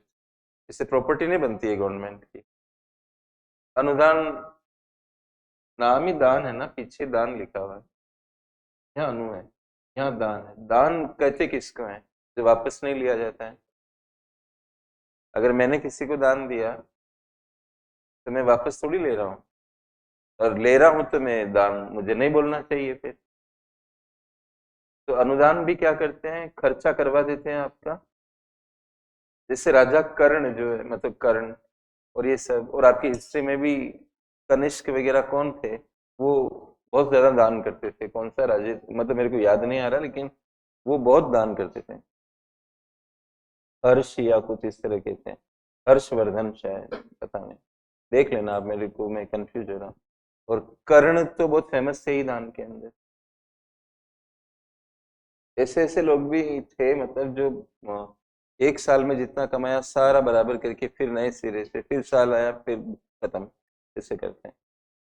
तो दान जो होता है ये तो संपत्ति नहीं बनाता है, और कर्जा भी इससे कम नहीं होता। कर्ज मांगने वाले लोग अलग हैं, दान जिसको दे रहे हो वो अलग है। तो सरकार भी अनुदान, यहाँ दान वर्ड नहीं है, अनुदान है। तो हमारी केंद्र सरकार राज्य सरकारों को अनुदान देती है, और ये अनुदान वापस कभी नहीं लिए जाते हैं। हाँ, जिस नाम से दिए गए वहां पे अगर आप खर्च नहीं कर पाए तो वो फिर वापस करना पड़ेगा। जैसे सर्व शिक्षा अभियान के नाम से आपको ग्रांट आई, आपने उसको यूज ही नहीं करी, तो वो पैसा तो लौटाना पड़ेगा। वो जो सरकार ने उसके नाम से दिया था वो अलग बात है, लेकिन जितना आपने खर्च कर दिया वो तो आपको नहीं लौटाना है। तो अनुदान भी सरकार का क्या बन जाता है, राजस्व। अब इस पे आ जाओ, किसानों को ऋण माफी। सरकार किसानों की ऋण माफ कैसे करती है? जैसे बैंकों से किसानों ने लोन ले रखा है, एक कोऑपरेटिव भी होते हैं गाँव के अंदर, सहकारी समितियां होती है, उनसे भी लोन लेते रहते हैं। तो सरकार एक बताती है कि इस टाइम के बीच में, एक टाइम बताएगी, इस टाइम में जिसने लोन लिया ये क्राइटेरिया देगी एक तो। दूसरा, कितने अमाउंट का क्राइटेरिया बना सकती है। तीसरा, इनकम स्टेटस भी ले सकती है कि किस, ये इनकम स्टेटस वाले किसानों का ऋण माफ करेंगे, जो भी उसके मानक में आ रहा है। सरकार क्या करती है, वो बैंकों को पैसा दे देती है, सहकारी समितियों को पैसा दे देती है। ऋण माफ का मतलब ये नहीं होता है कि बैंकों को ये कह दिया है कि आपको ऋण माफ करने पड़ेंगे और हम नहीं जानते हैं, आप इनसे ऋण मत मांगो और इनका खाता बंद कर दो ऋण का। इससे नहीं होती ऋण माफी का तरीका, आपको समझा रहे हैं। जो सरकार ऋण माफ करती है, जो सरकार का अर्थ यहाँ पर क्या है, राज्य सरकार भी ऋण माफ कर सकती है, हालांकि हम तो केंद्र को पढ़ रहे हैं, केंद्र सरकार भी कर सकती है। जो सरकार भी ऋण माफ करेगी वो उन किसानों की ऋणों को चुकाएगी जो बैंकों ने और सहकारी समितियों ने उनको दिए। तो सरकार के बजट से पैसा चला जाएगा बैंकों के पास। तो सरकार को क्या मिला इस चीज में? क्या सरकार की पब्लिक प्रॉपर्टी बनी इसमें? और नहीं, सरकार के ऊपर जो कर्जा चला हुआ आ रहा है वो वो कर्जा नहीं उतरेगा, कर्जा उतर रहा किसानों का, सरकार का कर्जा नहीं उतर रहा है। तो हमें सरकार की सेंस में पढ़ना है ना, कि सरकार कोई भी खर्च कर रही है तो उसको बदले में क्या मिल रहा है, क्या पब्लिक प्रॉपर्टी बन रही है, क्या उसका कर्जा कम हो रहा है। ये दोनों नहीं होते हैं अगर हम किसानों की ऋण माफ करते हैं। अब आप इसी लकीर के फकीर मत होना कि सर ने तो किसान लिखाए थे। अब कभी उद्योगपतियों की ऋण माफ कर देंगे तो भी इस यहीं पे आएगा। किसी का भी ऋण माफ सरकार करेगी तो करने का तरीका मैंने आपको बता दिया, कि जिनसे उन लोगों ने लोन लिया है उनको पेमेंट गवर्नमेंट गवर्नमेंट करेगी। सरकार से खर्च हो जाएगा, उनके ऋण माफ हो जाएंगे, सरकार को बदले में कुछ नहीं मिलेगा, न सरकार का कर्जा उतरेगा, न सरकार की कोई प्रॉपर्टी बनने वाली। तो ये भी किस में आ जाएगा, राजस्व खर्च में। इसको लिखने के पीछे मेरा मंतव्य ये है, किसानों की ऋण माफ करने के डिबेट होते रहते हैं और सरकार इनको बीच बीच में लाती रहती है। अब केंद्र ने एक नियम अपना लिया कि किसानों का ऋण माफ अगर कोई राज्य सरकार करती है तो वो कोई पैसा नहीं देगी, मतलब उनको अपने बजट में से खर्च करना है। अगर यूपी गवर्नमेंट किसानों की ऋण माफ कर रही है तो उनको देखना है कि ये पैसा कहाँ से आएगा। केंद्र इसमें मदद नहीं करेगी, न एक पॉलिसी अपनाई। और इसमें होता क्या है कि कल्चर खराब हो जाती है। ऋण माफ होने के बाद लोग सोचते हैं कि अ, मतलब हम अब भविष्य में भी ऐसा ही करेंगे, ऋणों को चुकाएंगे नहीं, कोई ना कोई गवर्नमेंट आएगी जो माफ कर ही देगी। अ- एक तो ये पक्ष बन जाता है। दूसरा पक्ष ये बन जाता है कि जो चुका रहे होते हैं वो बिना कारण ही अपने आप को गलत समझने लग जाते हैं कि हमने क्यों चुकाया, मतलब उनको ऐसी फीलिंग आ जाती है कि हमने क्यों चुकाया, कि ऋण माफ हो जाता है हमारा। तो ये बेकार की कल्चर है ना। इससे ज्यादा अच्छा बताया गया है कि आप किसानों के खातों में इनकम ट्रांसफर करिए, जैसे कि खाद बीज वगैरह इन चीजों के लिए लोन लेते होंगे, तो आप उनके खाते में ही पैसा भेज दो, ऋण माफ मत करो। ये एक अलग डिबेट है, उसमें मैं जाना नहीं चाहता। तो ये राजस्व खर्चे मैंने समझा दिए आपको सरकारी स्तर पे, आप इनको मुख्य रूप से ध्यान रखें। समझाने की मैंने पूरी कोशिश करी, फिर भी नहीं समझ में आए हो तो आप इनको फिर याद रखना पड़ेगा, यही तरीका है। राजस्व खर्च हो गए हमारे। इसके बाद अगला लिखिए पूंजीगत खर्च।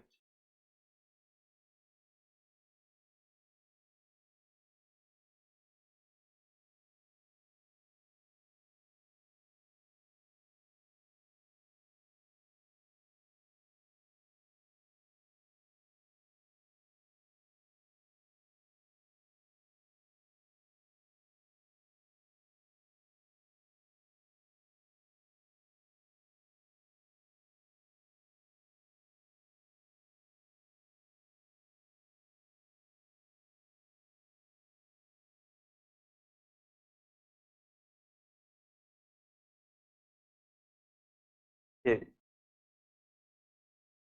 ऐसे सरकारी खर्च, ऐसे सरकारी खर्च, ऐसे सरकारी खर्च जिनसे या तो पब्लिक एसेट्स का, या तो पब्लिक एसेट्स का निर्माण होता है,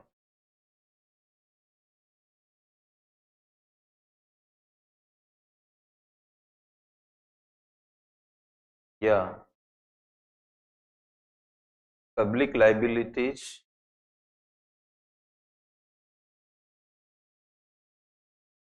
पब्लिक लाइबिलिटीज कम हो जाती है।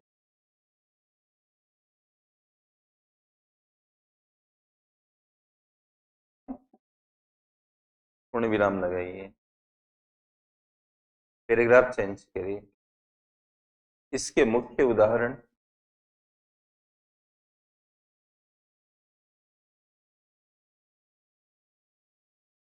निम्न प्रकार दिए जा सकते हैं। इनके मुख्य उदाहरण निम्न प्रकार दिए जा सकते हैं।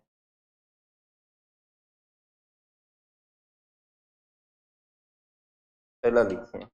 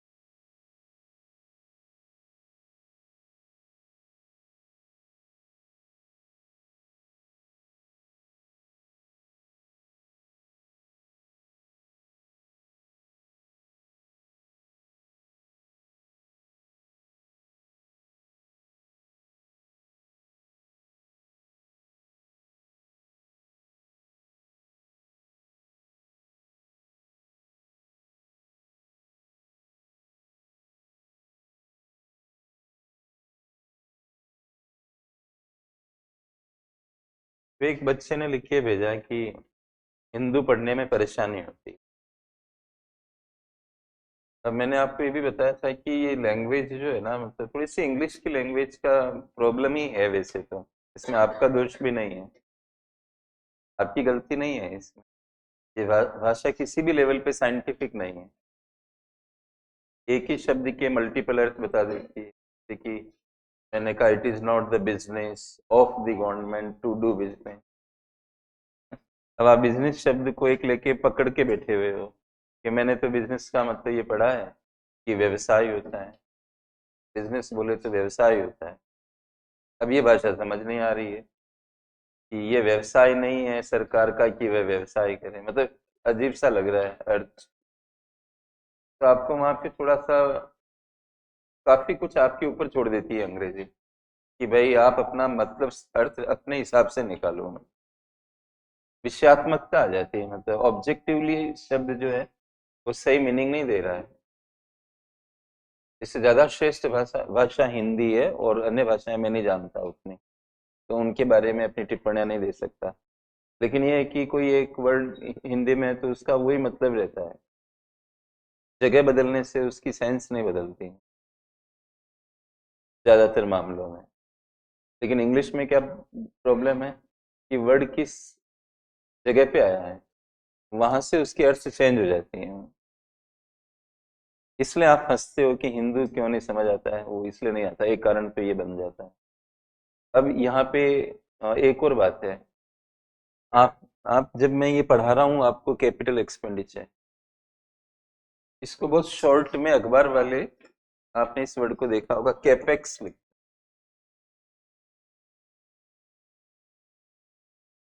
क्या लिखते हैं? कैपेक्स लिखते हैं। ऐसा कोई वर्ड है ही नहीं, वो बना दिया उन्होंने, कैपिटल एक्सपेंडिचर को मिक्स करके कैपेक्स। अब आप हिंदू में कैपेक्स आता ही रहता है हमारे हिसाब से, बिजनेस स्टैंडर्ड वगैरह इनमें तो आते ही आता है, हिंदू वगैरह भी कैपेक्स यूज करते हैं। इवन बजट में होता है capex, capex led growth model. हमारी सरकार आजकल कैपेक्स मतलब कैपिटल एक्सपेंडिचर पे फोकस कर रही है। ये कैपिटल एक्सपेंडिचर के मैंने एग्जांपल दिए यार।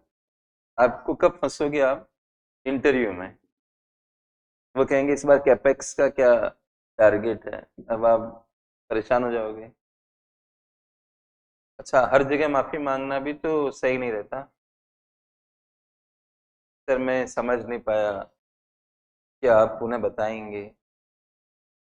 मैं माफी चाहूंगा सर, मैं हिंदी माध्यम का छात्र रहा हूँ, कृपया इसका हिंदी रूपांतरण क्या आप महोदय कर पाएंगे? जी, ये पूंजीगत खर्च है। लेकिन आपकी तो वो वीकनेस पकड़ ली उन्होंने। यार ये अजीब आदमी है, मतलब आईएएस की तैयारी कर रहा है, हिंदी माध्यम का है, यहाँ तक तो ठीक है, लेकिन इसको बिल्कुल ही नहीं आता, ये कौन सा आईएएस की तैयारी कर रहा है? ये बड़ी विचित्र बात है वैसे से बता दूं आपको। कभी बहाना मत बनाओ, कभी सॉफ्ट ऑप्शन पे जाओगे जिंदगी में तो हमेशा पछताओगे। और मैं ये बातें कोई किताब से नहीं बोल रहा होता हूँ, जो भी आपके सामने मैं कहता हूँ ये मेरी अनुभूति के ही विषय होते हैं, कि किसी किताब को पढ़ के आपको मोटिवेशन की डोजेज दे रहा हूँ क्लास में। मेरे को ये पसंद ही नहीं है, ज्यादा बोलना पसंद ही नहीं है। मुझे तो अपने बच्चे को ये कहना भी पसंद नहीं है कि बेटा मैं तुमसे बहुत प्यार करता हूँ। इसमें कहने की कौन सी बात है भाई? मुझे अजीब लगता है, और वो भी अगर ऐसा बोलेगा तो भी मुझे अजीब लगेगा कि ये क्या बात है। जो आज के बच्चे बोलते हैं ना आई लव यू पापा और ये सब जो बोलते हैं, तो मैं कहता हूँ यार ये बोलने की टॉपिक होती है क्या? ये तो समझने की टॉपिक होती है। इसी औपचारिकता से भयंकर नफरत है मुझे। ये जब मैं आपको आता हूँ नमस्कार करता हूँ, ये मेरी औपचारिकता नहीं है, मतलब मैं रेस्पेक्ट करता हूँ आप लोगों का, दिल से रेस्पेक्ट करता हूँ कि जो मेरे को आजीविका दे रखी जिन लोगों ने, तो उनको तो मैं पहले वो करूँ रेस्पेक्ट। और आप सभी देवों में मैं महादेव के दर्शन करता हूँ तो मैं अपना कर देता हूँ। आपको मेरी मेरी व्यू अलग है, मैं क्या सोच के करता हूँ आपको थोड़ी ना पता है इससे। आप क्या सोचते हो ये तो कोई भी कुछ भी सोचे, इससे हमें क्या मतलब है? हमें तो हमारा एक एटी कल्चर है, उसको फॉलो करना है। कई बार बच्चे कहते सर आप ऐसा क्यों करते हो? मैंने कहा भाई इसमें भी ऐतराज है क्या? तो ये हमारे को स्वभाव बनाना पड़ेगा। हम अगर स्वभाव में ऐसा बना लिए तो हमें गलती नहीं होगी। इसलिए आपको भी हम निवेदन बारंबार क्या करते हैं, क्लास से जाओ, बीच में जाना हो कुछ थोड़ा सभ्यता दिखाओ कि सर क्या मैं चला जाओ, या हल्का सा इशारा भी कर दो, तो भी टीचर समझता है कि हाँ ये बच्चों में विनम्रता है। कोई भी नुकसान नहीं होगा आपका जिंदगी में, याद रखना। कहीं पे अड़ोगे तब फंसोगे, विनम्र रहोगे तो आपको कोई कुछ नहीं। And speak less, more you speak, more controversial you become, because while speaking you may speak unrelated words which may create controversy. So be a good listener, हमेशा सुनने पे ज्यादा विश्वास करो। और हमारे कई सहपाठी टीचर कहते हैं कि यार तुम्हारे में सुनने की इतनी भयंकर कैपेसिटी कैसी है? आपका सर्वेंट भी आपको बोलता रहता है, उसको भी सुनते रहते हो, सबको सुनते रहते हो। और ऐसा सामने वाले को लगता है कि सुन रहे हैं, बहुत अच्छे से सुन रहे हैं, और मैं सुन रहा होता हूँ। वो कहते हैं जेल कैसे लेते हो? तो मैंने कहा इसमें ऐसी तो कोई बात है नहीं, सामने वाला कुछ कहना चाह रहा है तो हमें चुप ही तो रहना पड़ेगा, इसमें नुकसान किसका क्या है? तो आप थोड़ा सा ये देखो कि हर जगह कैसे काम चलाओगे, ये समझ लो पहले। तो ऐसे मानना नहीं चलेगा आपका कि हम हिंदी मीडियम के हैं। तो कैपेक्स वर्ड इतना स्टैंडर्ड हो चुका है, अब आप डिक्शनरी में ढूंढोगे ही नहीं मिलेगा। तो प्रॉब्लम ये आ जाती है जो इन्होंने लिख के भेजा है कि हमारी इंग्लिश का क्या करें हम। फिर भी काम तो करना ही है, जितना हो जाएगा उतना हो जाएगा, कुछ तो आगे बढ़ेंगे ना। तो मेरे को 8-8 घंटे लगते थे इसको, मैं भी आप ही की तरह रहा हूँ, बिल्कुल गांव से एकदम विदाउट गाइडेंस। लेकिन धीरे धीरे धीरे धीरे 50 साल में ही सही अपने आप को सुधारा तो सही। तो ऐसे ही चलता रहता है, आगे भी चलता रहेगा, 100 साल तक तो सीख ही जाएंगे अगर जिंदा रहे तो ये कैपेक्स याद रखना, कैपिटल एक्सपेंडिचर। और हमारा सुझाव है आपसे कि इंटरव्यू में कोई बात चले तो कैपेक्स का कोई नंबर आ रहा हो तो जरूर बोलें, क्योंकि आप क्या हो ये आपके बोलने से मालूम चलेगा। वहां बोलना पड़ेगा आपको, क्योंकि आपके व्यक्तित्व का परीक्षण हो रहा है। नहीं बोलोगे तो व्यक्तित्व का समझ नहीं आएगा उनको। एक बात क्लियर हो गई कि ये देश की संपत्ति बना रहे हैं, तो ये किस में आ जाएंगे? पूंजीगत खर्च। मैंने ये परिभाषा में क्या लिखा है, या तो सार्वजनिक संपत्ति पब्लिक एसेट का निर्माण होता हो, या पब्लिक लाइबिलिटी कम हो जाते। यहाँ पे लाइबिलिटी कम हो गया, रीपेमेंट कर रहे हो ना लोन का, जो आपने लोन लिया उसको रीपे कर रहे हो, यानी भुगतान कर रहे हो वापस से, ये लाइबिलिटी कम हो जाएगी। तो ये भी क्या कहलाएगा? हाँ, कैपेक्स जैसा है। लेकिन जो हिंदू कैपेक्स जिसको लिख रहा होता है, वो एक विचार को सोच के लिख रहा होता है, वो ये वाला होता है। ये भी ध्यान रखना कि लिखने वाले के माइंड में क्या चल रहा है, ये भी पढ़ना पड़ेगा आपको। तो जब हिंदू लिखता है कि इस बजट में कैपेक्स पे ज्यादा फोकस है, तो आपको ये समझना वो ये कहना चाह रहा है कि राष्ट्रीय राजमार्ग वगैरह पे ज्यादा है। देखा जाए तो कैपिटल एक्सपेंडिचर में ऋणों का पुनर्भुगतान भी आएगा, लेकिन आपको समझना पड़ेगा कि जिस समय कोई बात लिखी जा रही है तो सामने वाला क्या सोच के लिख रहा है। तो उनका 99% मतलब किससे होता है? ये इन चीजों से होता है, क्योंकि ये देश को आगे बढ़ाते हैं। ऋणों का पुनर्भुगतान देश को आगे नहीं बढ़ाता है। आप एक बात सोचो कि मैंने कर्जा लिया और मैंने कमाना शुरू किया, तो मैं ऋण चुका रहा हूँ। तो ऋण मैं कब चुका पाऊंगा? जब कंजप्शन को कम करूंगा। कंजप्शन को कम करके ऋण चुका रहा हूँ, तो इससे इकोनॉमी नीचे आ जाएगी, डिमांड कम हो जाएगी। इससे ऋण चुकाने वाले फेज को भी बहुत अच्छा नहीं माना जाता है। जब कंपनियां अपने पुराने ऋणों को चुकाने पे ध्यान देती है तो नया इन्वेस्टमेंट नहीं कर पाती। कैसे बताऊं आपको और क्या पढ़ा दूं आपको? कैसे बताऊं और क्या पढ़ा दूं? मतलब अब आप देखते रहो, तो आप सुन लिया करो ठीक से, तो आपको काम आएगा। नोट्स के साथ में साइड में भी लिख लिया करो कभी कभी। तो आपका ओवरऑल बहुत बढ़िया पेपर हो जाएगा। जो मैं दूसरे भी समझाता हूँ तो वो भी तो इकोनॉमिक्स ही होता है। प्रैक्टिकल पढ़ना पड़ेगा ना। आप एक चीज बताओ कि गवर्नमेंट ने इस पे ध्यान देने की जगह इस पर ध्यान दे दिया तो लैंग्वेज में तो कैपेक्स बोलोगे, लेकिन देश के आगे बढ़ेगा? इससे नहीं बढ़ेगा। ऋण चुका रहे हो आप। इससे मांग कहाँ बढ़ रही है? C+I+G कहाँ हो रहा है इसमें? जी किसको कहते हैं? खर्चे बढ़ रहे।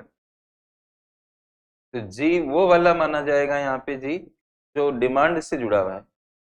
अब जी तो ऋण चुकाने से भी हो रहा है, लेकिन क्या ऋण चुकाना एग्रीगेट डिमांड बढ़ाता है? अरे ये इतने पक्ष मैं जो आपको बता रहा हूँ ना, मैं नहीं भी बताऊं तो भी मेरा काम तो चल ही जाएगा।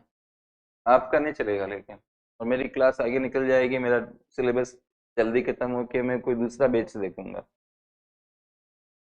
लेकिन मैं क्यों ये कर रहा हूँ? क्योंकि मैं आपको एक फंस ना जाओ आप कहीं, ये सोच के चल रहा हूँ क्लास में।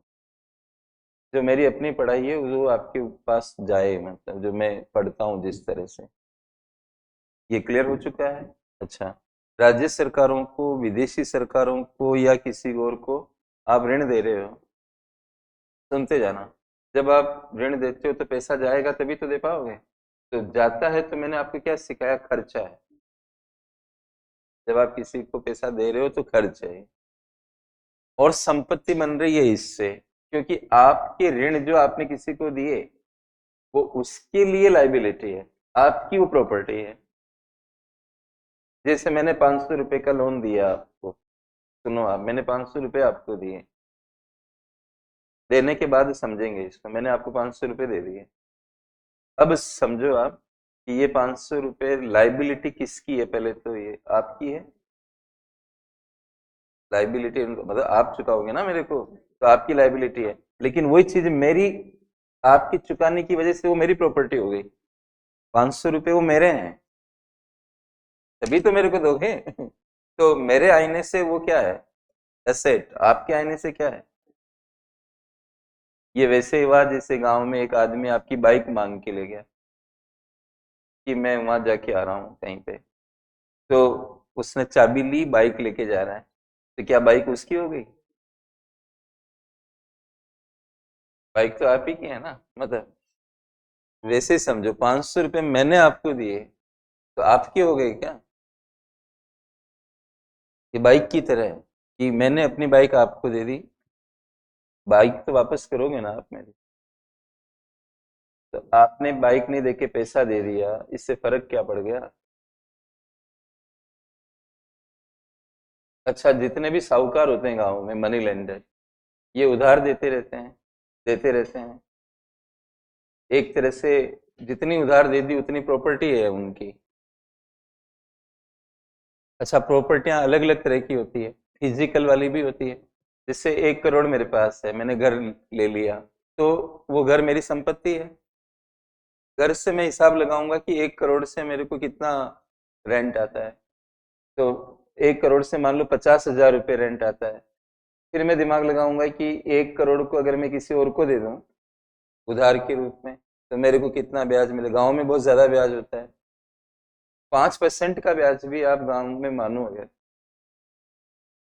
तो 5 लाख रुपए मिलेंगे मेरे को 1 करोड़ के, 1 महीने के। तो मैं सोचूंगा कि मैं किसी को दे ही दूं फिर। अब वो 1 करोड़ मेरी प्रॉपर्टी है ना, उनके पास पड़ी हुई है। 5 लाख मेरे को रेंट की तरह आ रहे हैं, जैसे मकान भी रेंट देता है ऐसे उसको मकान ही समझो आप। तो वो भी एक प्रकार की क्या होगी? प्रॉपर्टी। लेकिन वो कौन सी प्रॉपर्टी है? वित्तीय है। मकान कौन सी है? भौतिक। वित्तीय भौतिक, वित्तीय भौतिक, वित्तीय भौतिक, ऐसे समझना है। बैंक में FD करा दी, वित्तीय। क्या वो मकान है? क्या वो सोना है? उल्टा चलो, उल्टा। नहीं में भी हाँ को समझ सकते हैं। क्या ये मकान है? नहीं। क्या ये गहना है? नहीं। ये सब क्या होते हैं? फिजिकल। तो फिर ये क्या है? वित्तीय।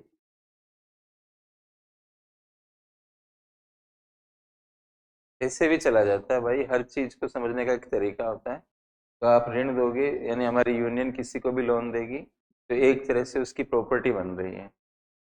प्रॉपर्टी बने तो हम उसको क्या कहते हैं? पूंजीगत खर्च।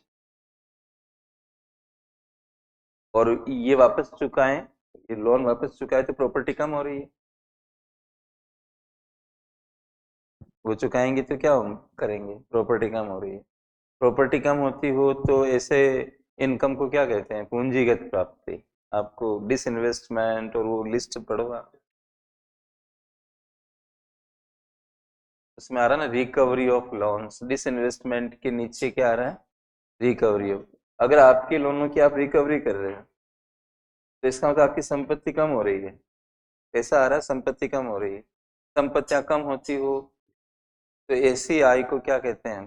पूंजीगत प्राप्ति। या तो संपत्ति कम होती हो या देयताएं बढ़ जाती है, तो ये पूंजीगत खर्च। और पूंजीगत प्राप्तियां, राजस्व खर्च, राजस्व प्राप्तियां, ये सब पढ़ चुके हैं हम लोग। तो दोनों तरह के खर्चे भी आ गए, दोनों तरह की प्राप्तियां भी आ गई। ये तो एक सिस्टम हो गया। फिर 2017-18 से हमारे भारत में एक और खर्च की वैरायटी इंट्रोड्यूस हुई, उसको पढ़ना है अब हमें। और उससे भी पहले एक और चीज देखेंगे, तो अगला हेडिंग लगाओ आप।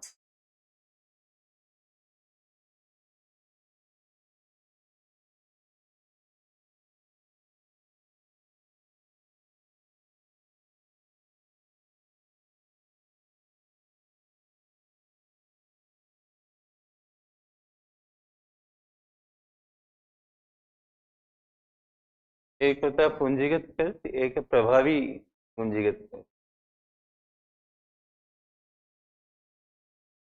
इसकी इंग्लिश बनेगी इफेक्टिव।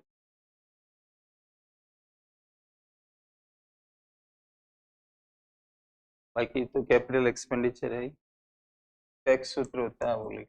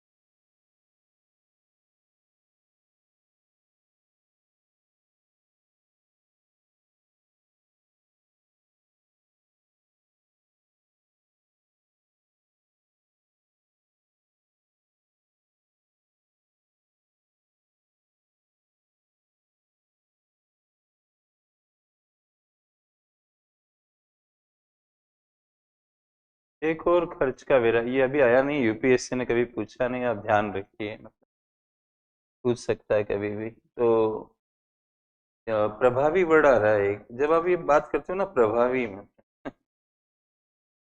तो उसका सेंस थोड़ा अलग होता है। मतलब कि जो भी चीज आप कर रहे हो उससे या तो ज्यादा उसकी कोई रेंज बन रही है या कम बन रही है,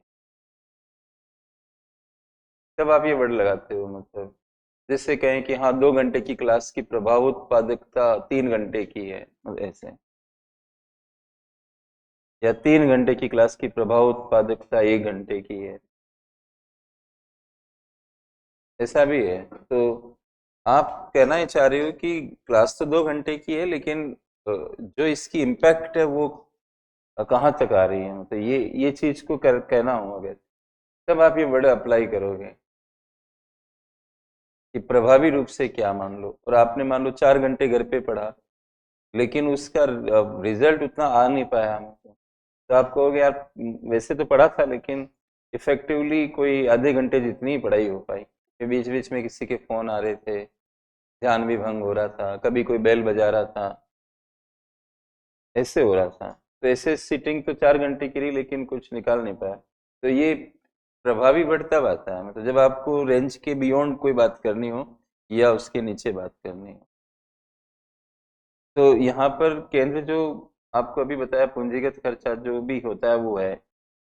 अब यहाँ पे सबसे बड़ी बात क्या है कि प्रभावी पूंजीगत खर्च के लिए एक अनुदान को भी इसके साथ जोड़ दिया गया। विशेषण को छोड़ो, आप ये क्या लिखा हुआ है लास्ट में, क्या है? अनुदान। और अनुदानों को हमने थोड़ी देर पहले क्या माना? राजस्व खर्च।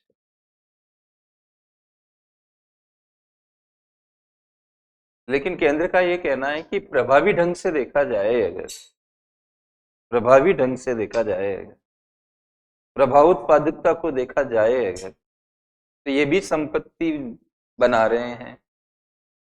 क्योंकि हमने साफ तौर से राज्य को बोला हुआ है कि जो अनुदान हम आपको दे रहे हैं, इसका वेतन देने में इस्तेमाल नहीं करोगे, कोई और चीज में इस्तेमाल नहीं करोगे, हमें बताओगे बल्कि कि आपने संपत्तियों का सृजन इससे कितना किया है, तभी तभी ये मिल पाएगा आपको, और जवाबदेही है आपकी। तो वो अनुदान बंधे हुए हैं, मतलब किस चीज से? संपत्ति।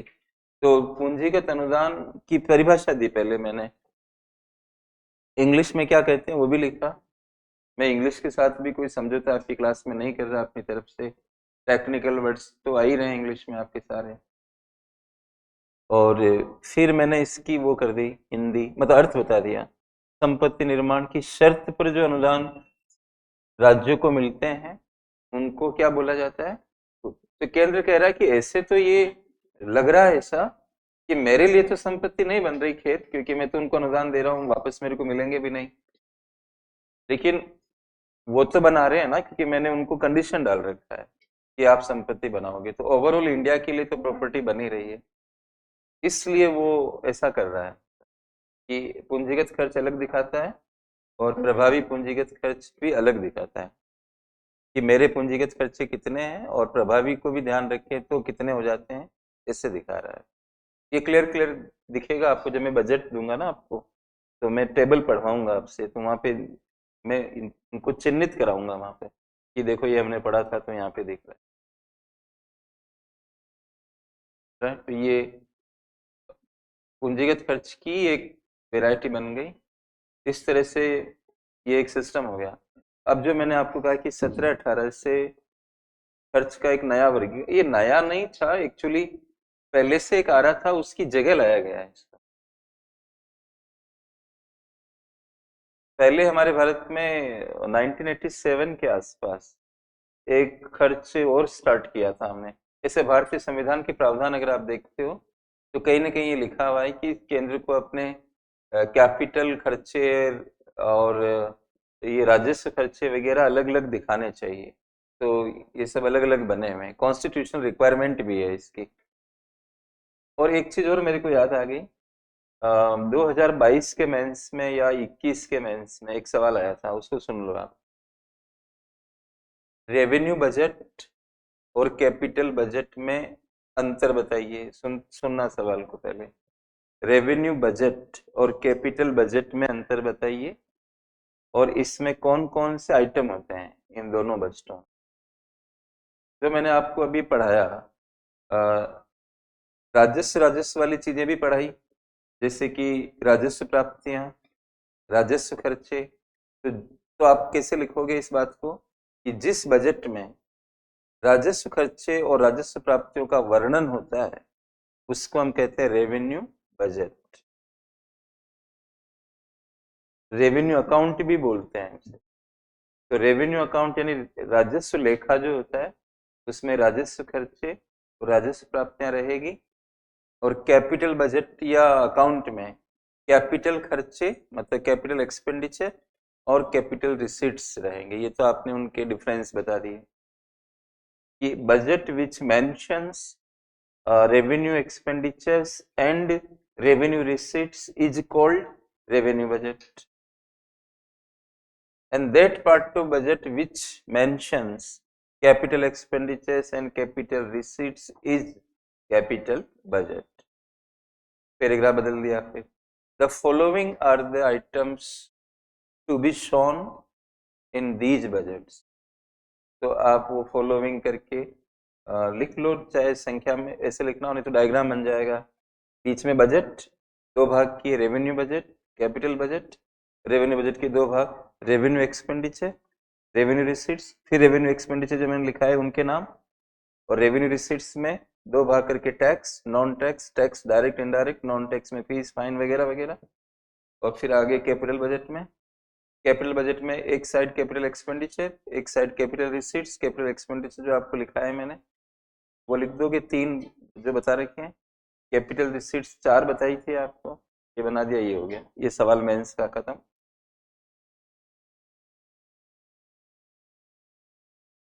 यही जो हमने पढ़ा राजस्व प्राप्ति राजस्व खर्चे, बजट में दो होते हैं ना, ये खर्च प्राप्तियों को बताना होता है। तो ये क्लासिफिकेशन हो गया। टोटल बजट जो है वो दो भागों में बट गया, रेवेन्यू बजट और कैपिटल बजट। फिर रेवेन्यू बजट दो भागों में बट गया, चाहे पहले खर्च लिख लो या कुछ भी करो, रेवेन्यू एक्सपेंडिचर पहले लिखना हो तो वो लिख लो, नहीं तो रेवेन्यू रिसीट लिख लो एक साइड में, एक साइड में रेवेन्यू एक्सपेंडिचर, फिर उनके नाम बता दो। वो यही तो पूछ रहा है आइटम कौन कौन से होते हैं, यही तो आइटम होते हैं, ये मेंस में आया हुआ है। हालांकि आपके सिलेबस में बजटिंग है, बजट नहीं है, लेकिन मैंने कहा ना आपको कि ये कभी कभी कुछ भी पूछ लेते हैं, इसलिए सिलेबस को समझने के लिए सिलेबस काफी नहीं होता, सिलेबस को समझने के लिए पुराने पेपर लाने पड़ते हैं। सिलेबस एक टॉपिक दे दिया, एक ही टॉपिक लिखा हुआ आपके मेंस में इसके नाम से, जो क्लास में पढ़ा रहा हूँ, गवर्नमेंट बजटिंग, बस उसको ओपन नहीं कर रखा है कि इसमें फिर क्या, बजटिंग लिख के छोड़ दिया। तो अब आप कैसे पता लगाओ कि इसमें पढ़ना क्या है? आप सोचो हमारी दशा 2013 की जो मेंस क्लास मैंने ली, मैं जानता हूं कि उसको कैसे कराया होगा मैंने, क्योंकि मैं भी हवा में ही था ना उस समय, पुराना पेपर था ही नहीं तो कहाँ से लाऊंगा, सिलेबस था बस। तो 13 के लिए भी तो मैंने बच्चों को पढ़ाया था, तो वो क्लास कैसे ली होगी मैंने? पुराना पेपर तो है ही नहीं आपके पास, टॉपिक एक लिखा हुआ है, जैसे ऐसे बहुत सारे टॉपिक हैं, लेकिन सबको ठेला नहीं रखा यूपीएससी ने। एमएसपी, अब एमएसपी में क्या, अब वहां आपको दिमाग लगाना पड़ेगा कि बच्चों को मुझे कैसे पढ़ाना है। और आपको बता दूं मेरे नोट्स से उस टाइम में भी अच्छे अच्छे 7-7 सवाल डायरेक्ट आए, और आज भी सारे घूम के वो इतने से नोट्स बनते हैं, उन्हीं के पीछे दुनिया रहती है। क्रक्स है उसके अंदर, मतलब काफी लैंग्वेज सेटिंग भी अच्छी है, प्रस्तावना, ये प्लस माइनस कंक्लूजन हर चीज करा रखी है, लेकिन वो डायनेमिक होता है, अब वो चल नहीं पाएंगे ना, वो तो अब लेटेस्ट के हिसाब से भी परिवर्तन थोड़ा ही सही, लेकिन वो नहीं, आर सवाल उस पे आ रहे थे, आपका तो हो गया फिर, तो आपको पढ़ना तो ठीक से पड़ेगा नए हिसाब से। अब एक बच्चा, दो आपके यहाँ से भी मेंस दे रहे हैं, वो मेरे को मिले, तो मैंने कहा भाई अब सर के आपके नोट्स ले रखे हैं सर, मैंने कहा अपडेशन देख लेना। फिर मैं जाते जाते उसको बोला कि विकसित भारत को लेकर इस बजट में क्या है, इसको अलग से तैयार कर लेना, ये आ सकता है, मैंने कहा इस मेंस का।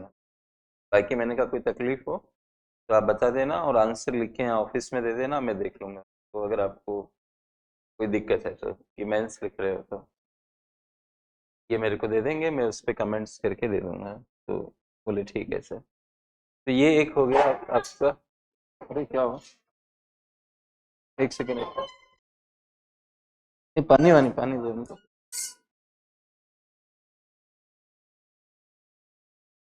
क्या हुआ बेटा? पानी डालो पानी। हेलो बेटा। वापस टीवी रकम लो आप लोग कहाँ चले गए?